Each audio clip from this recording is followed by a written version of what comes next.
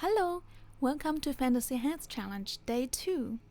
If you've seen the Pinterest board of this challenge, you could actually find out there are 5 or 6 categories for all the heads. So, after yesterday's orc, I decided to paint this dwarf head which falls into the same visual category.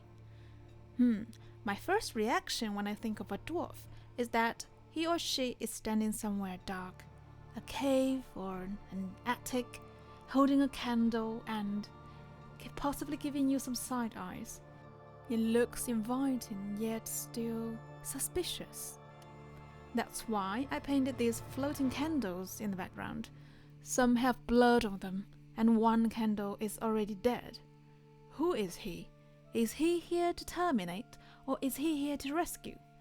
What is happening? Well, today is a short one. Thanks for watching. You are very much welcome to subscribe and comment. Guess I'll see you tomorrow. Bye bye.